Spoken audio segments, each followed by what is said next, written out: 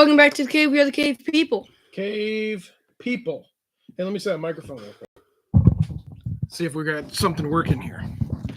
Hello. We do. Hello. Oh, looks like the microphone might be working. We apologized last time That's for good news. the microphone not working in the unconscious mind review. All right, But take it over your way so they can see the board here. oh well, actually. What? And we believe that the family that games together Stays together. We got something special today. special. So this game is hot right now. This is Lord of the Rings Duel for Middle Earth. We're going to come at you with a little bit of an honest review. We're coming from two different perspectives here. One, Lewis, brand new duel style game player, has never played Seven Wonders Duel. So he was new to this kind of genre, so played this for the first time. And then me, a Seven Wonders Duel veteran who has played over 100 games of Seven Wonders Duel and got into this, saw it, bought it, played a few times, and we're going to give you our thoughts, our honest to goodness opinions. Again, this is not a sponsored video. No one paid us to do this. We're going to tell you what we think for real and why. So starting off, this is Antoine Baza and Bruno Cathala. So Hall of Fame design crew. They really went all out here.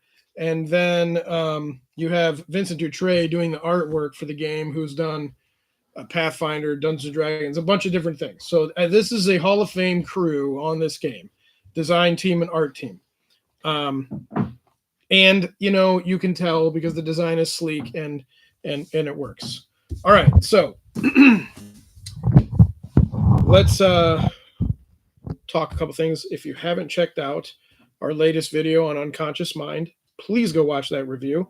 That comes from a pretty good place.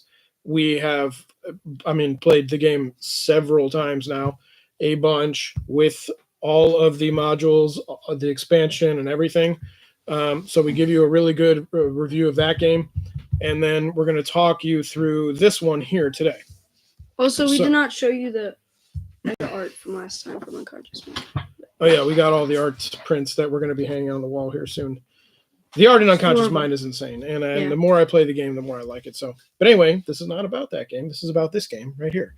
So Lord of the Rings Duel for Middle Earth. I always want to say Battle for Middle Earth, but it's Duel for Middle Earth. 2-player game. Says that it takes around 30 minutes. I would say it's about accurate. It's pretty quick, like really quick and snappy. I think it takes a little less than 30 minutes. You do? Okay. If you have played Seven Wonders Duel, you know exactly what to expect here.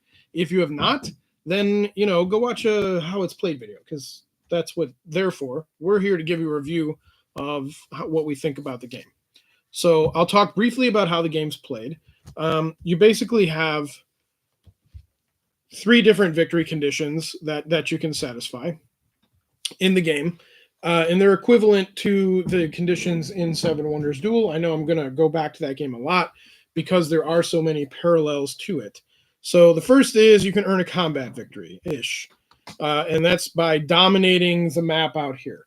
Okay, so you dominate the map by placing guys and fortresses, units and fortresses out on the map. And if you have presence in all 7 regions at the end of the turn, then you will win the game. The second way you can win the game, and by the way, one person is going to play the Shadow and one person is going to play the Free Peoples. The other way you can win the game is by moving along this little mount track here where the Fellowship is trying to get the ring to Mount Doom and throw it in, and the Nazgul are moving along here trying to catch the Fellowship. And if they catch it, they win. If the Fellowship dumps the ring, they win. That's condition number 2. Condition number 3 is that you can recruit the help of all 6 races in the game. And if you have the help of all 6 races in the game, meaning you've played at least one each of each race card, you will then win the game. That's kind of like your scientific victory in Seven Wonders Duel. So those are the 3 things. They've taken the victory points off, which that in Seven Wonders Duel is a big thing. At the end of the game, the tiebreaker is not victory points. You're not going to race for victory points here. What you're going to do is the person that has the most presence in the most regions will win. And if you're still tied at the end of that, then you share the game. kind of meh, but that's okay. So the way the game's played is on your turn, you're either going to basically play a card to your tableau, or you're going to dump a card for coins. There are 3 chapters in the game, 1, 2, and 3. And in each chapter, the cards are set out in a certain arrangement with certain ones revealed. And the further you go, the more cards will be revealed as you uncover them. There's a cost associated with some of the cards. Some of the cards are free. And then there's also linking cards in this game right here. So, for example, this is a linked card, which means if you satisfy this cost, you can play the card for free without having the skill sets that you need to play the game or play the card. And yeah, you're alternating turns. There are ways to take additional turns. And then at the end of each round, you reset for the next chapter and you keep playing that way. There are basically 6 different card types in the game. The blue cards are ring moves. This is how you move along the ring track. The green cards are your race cards. There are 6 different races in the game being represented. The gold cards are gold coins. This is your money. Also depends on the chapter how much money you get for each card. That's true. Chapter 1 is 1 coin. 2. No, chapter 1 is 2. 1 coin. 1 coin for discarding. Well, for discarding, but playing the the money. coin cards. Yeah, sure. It also differs. It does. Gray cards are your skill cards. These are the cards that allow you to purchase other cards. And then you have red cards, which are your military cards, your battle cards. And then in chapter 3, you have purple cards, which are a little bit special. They kind of do a couple different things, like move guys on the map or something. Take away units, take away coins from your opponent. Then you have these locations. This would be like your wonders in the 7 Wonders game. At any given time, if you satisfy the skill conditions on the top here of the card, then you can earn the location card, place it in front of you, and carry out the benefit. Okay, these are powerful benefits. I don't know if they're worth doing yet. In my 3-4 plays so far, not sure if they're worth wasting a card play off of the deck to allow your opponent to dig further or not, but that is yet to be seen. So that's the basic gist of the game. As you play the cards that go out in front of you, you're going to build a tableau of cards. You keep track of your resources, and you play till somebody wins. That's the whole game. What do you got to add to it? I have nothing to add. Well, sure you do. Look. Okay. So in any given game, you have 3 locations that you're battling over, but there are 7 total locations that come in the box, so there is some variability there. Also, the counting cards strategy is not available in this game. They place 3 cards out of the display in each deck. Yeah, that's true. So when you display the cards for the chapter, there will be 3 cards left over that will go to the discard pile. So you can't really count cards. I mean, they're kind of face down and hidden or whatever. I mean, you can take gambles and that sort of thing, of course, which you will do in this game. I mean, it's kind of a pressure luck game with that.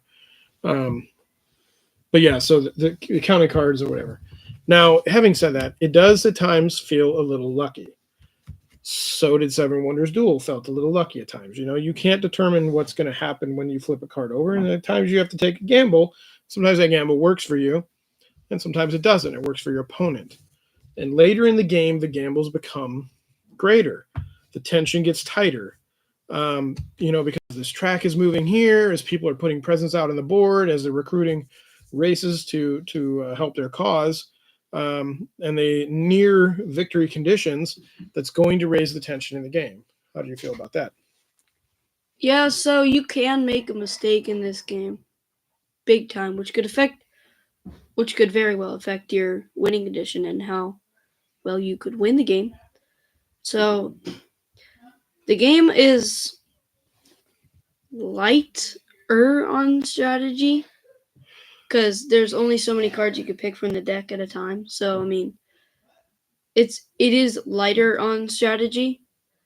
But the one game I played, I just tried to get ring cards, and I was literally 1 card away. Yeah, 1 card away from winning, and then when a win condition presented itself, for me instead. So yeah, yep, that's kind of the deal. So like the game is pretty tight. It's always going to kind of come down, I think, to the last couple plays. Now, I did play a version, or I did play a game where we ended in chapter 2, which I think is definitely an outlier situation. However, if all the cards come one way, that sort of thing can happen, and it doesn't feel good when that happens. I do want to let you know, on either side, on the winning side or losing side, it just doesn't feel good when that happens. I would prefer there be a way to carry this to the third chapter to guarantee that's going to happen. Um, Well, I mean, how could you do that though? I don't know. I'm just saying, like, I just, in that regard, it feels a little lucky that could happen, and you don't really want it to happen. But I guess is the game is short and snappy, so you just reset the game and play Yes, again, you right? reset the game and play. Yeah. Okay. That's probably why they did that. Honestly. Yeah. If I had to like critique this game and give it one thing I didn't like, that would be the thing is the luck factor is still a little bit there. This isn't a straight up strategy game with no luck involved. So my one hate about this game, which you're not gonna like, what's that? is I don't like that the art is very basic. That is the only thing that boy, I do good not old like. Vinny Dutray would have something to say. I do like There's the my art. rhyme of the day. Okay. I do like the art. I think the art is very good. It is just very basic. It is super basic, but it feels like Lord of the Rings. Mhm. The art does, right? Mhm.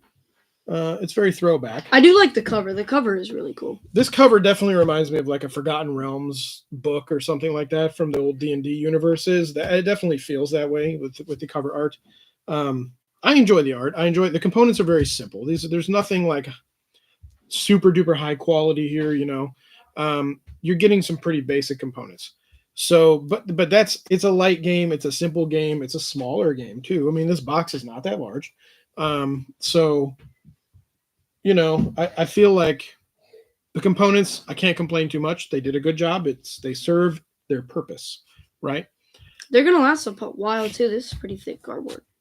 Well, sure, yeah, there's that. But I mean, like, it's just pretty basic card material and Yeah. your wooden minis or whatever and all that stuff. Well, but it's a very basic game. It is, and it like I said, it's simple in its manner. The rulebook is good. It definitely explains everything about the game. I have no complaints about the rulebook. I think the rulebook is well written. If you need a watch it video, there is a QR code you can scan to watch the video if you'd rather that. But again, the rulebook does a fantastic job. And because it's a simple game, it's a simple rulebook. 8 pages of rules and you're done. And you're away and playing. There is a race effect side to the help card here. You don't need 2 player aids. One is fine because again, you're just kind of sharing across the table with everything. And then on the other side is your iconography for your landmark effects, and then your ring quest, because there are things that you can do on the ring track, certain bonuses you're going to reap the further you go. So they did a good job with this stuff. The rule set is tight. I don't have any problems with any of that. There's nothing in the game that feels very broken or unbalanced. I don't think it matters what side you play. I think both sides are pretty fair. It is fair to say the shadow player does get the first turn, and the fellowship player gets 3 coins instead of 2. That's kind of the offset. And that's kind of balances out though. Yep. How else do we feel? Just about the game in general. Yeah. I really like the game. It's a very, very, very basic game, actually. This is probably, based on the games I've played in 2024, this and Moon Rollers, these are the most basic games to play. As in, like, Ezra, Nehemiah, and Conscious Minds are hard strategy games. Mm-hmm, mm-hmm. They're way heavier. Mm-hmm. And I think that's what makes this game fun, is how, like, not strategizing or, like, not heavy, not long drawn out it is. Okay. So again, that's a perspective from a person who's never played Seven Wonders Duel. This was their first exposure there. I feel like this is a good lunchtime game, like, something you could just bust out, be like, hey dude, we got 30 minutes for lunch, let's go. Like, let's play a duel real quick, and you can get that done. Mm-hmm. Do you like the rule set? You think the rule set's good? Mechanics Yes, are good? I do think the rule set is good. I really like the rule set. And I played War of the Ring. And this kind of feels like War of the Ring. I mean, obviously not as This big. is definitely War of the Ring light. as big as War of the Ring, because War of the Ring's like really big. Gosh, War of But the Ring is so good. Sorry, it's so good. I All right, do keep going. think like it does kind of feel like War of the Ring. Yeah, in a way it does, actually. I get what you're saying there, totally. Because like I played the Shadow People and I played the Shadow People for War of the Ring. Mm-hmm. So I was chasing you. That's true. And I was chasing you in War of the Ring. And I was placing guys out. You were placing guys out in War of the Ring. No, I definitely understand the parallel there. Yeah, okay. So my perspective from, like I said, a person who's played it over 100 games of Seven Wonders Duel, I honestly don't know if I don't know. I like this game a lot. I don't know if I would choose to play this or if I would choose to play Seven Wonders Duel. I think right now, and having said that, whichever one I chose, I probably wouldn't play the other one again. Honestly, if I started playing this game a lot more, then I might not ever go back to Seven Wonders Duel. I might just stick with this Duel for Middle Earth. If I went away from this and went back to Seven Wonders Duel, I probably wouldn't come back and visit this one. It's just kind of one of those things, right? Where the games are very similar in design, like super duper similar in design. There are some subtle differences. I don't know that the differences are enough to kind of like separate them. Um, I do think this is kind of like an improvement upon the Seven Wonders Duel design. So I like this one a bit better. I'm not gonna lie. I put this one above it just slightly, but maybe that's recency bias coming in. Like that could be the case where this is the new toy, so this one is the one I would go to as opposed to Seven Wonders Duel. But yeah, if it's not recency bias, then it would be an honest opinion, and this is the one that I would stick with, and I wouldn't go back to Seven Wonders Duel. And like I said, I've played over 100 games of Seven Wonders Duel. So That's how I feel about Undaunted too. what's that? Like you said, we might not ever go back to Callisto again because True. it's kind of the same mechanic over and over again. All you had is mechs. But I would go back to Stalingrad, right? So yeah, that's where I would go Okay, back so to. that's a good that's a good it's a good way to compare the two. I've obviously never played Seven Wonders Duel, yeah. Seven Wonders. Well, I don't think you need to. If you've played this, you don't need to play Seven Wonders Duel. I think this is really, really good. I think this will be in the top 10. You think it's going to break the top 10 of 2024? Yes, I do. It's certainly in the I mean, it's shot right straight to the top of the hotness on BGG. I don't know if that's deserving, but again, Hall of Fame design crews and artists will do that to you. Well, I mean, it is dropped back a bit. Now it's like number 5 or something. It's even falling behind Arcs, which, but anyway. So. And go watch that review too. No, that's fine. Whatever. But yeah, I don't know. I like this game. I think it's very, very good. I think this was a surprise for me. I didn't expect this. I had taken a bit of a break from Seven Wonders Duel because I had played it so much, and this felt like a fresh take. So it kind of revitalized my sense of wanting to play this type of game again. So I appreciate that. I like it a lot. When he broke it out of the box, I did feel like, going back to War of the Ring, I did feel like it was kind of like a War of the Ring type of game because it said Lord of the Rings on the box. Right. So I was expecting it to be really good. And I don't think it was like, it's obviously not, I don't think it's going to be number 1 in 2024. But it is still a really, really good game. It's fun. Yeah, I don't think this is my favorite 2024 game, but I think it's got a chance to sneak in the top 10 of 2024. I do. Because it's really good. It's just good. It's a good design, and I have to respect that. And it's fun. I had a good time playing it. I'm not going to lie. Even if I lose, I have a good time playing it. So that was kind of the same thing with Seven Wonders Duel. Every time I lost, I felt, oh, well, now I got to go back and I got to play again. I got to change my strategy. I got to try something different, whatever it is. So this game is kind of the same. I don't know if they'll do more for this or not. I think this might be it. But we'll see. I think this is all they need to do. They could certainly add on to this game, I think. There's room there. They left some design space open. We'll see. Well, I think they left some design space open because if the game does good, they might add more. Yeah, that's true. Well, I think the game's doing very well. It's also available everywhere you can get this game right now, anywhere you would like. So go pick it up, try it. If you're a Seven Wonders Duel fan, for sure give this a shot. I think you won't be disappointed. I think you'll have a good time here. Anything else you want to add? Nope. No? All right, unmatched content's coming your way. I promise. It's going to happen. Even if I have to drag him down here to play, we're going to do it. A couple other things that have arrived just to show you. So we are working. They're right there. The other day, these are just plugs for future content. Laser Heist arrived the other day. We haven't even opened the box yet. So when we open the box, we'll play it. We'll do a review for you. That one's going to be fun. It's kind of a group style game. Also coming up is going to be a review of Ziggurat. This is a legacy adventure game, which I have not seen much of before. We're on chapter 4. We've played the first 3. There's 6 chapters. So we're nearly done with this. When we finish this, we'll review that for you too. As of right now, that's a keeper. So, and this game I think is going to stay in the collection. I really do. What do you think? What else? Anything else you want to add? Just go check out some of our other content. Please give us a like. Please give us a subscribe. We've eclipsed 100 subscribers. Thank you. Which is huge for us. We appreciate all that. It doesn't cost you anything to subscribe to us, and it certainly doesn't cost you anything to like us. And by the way, speaking of likes, look, if you don't like the video, you don't have to give a dislike. You can just ignore the video. It's pretty much okay. Forget that whatever it is that you saw here.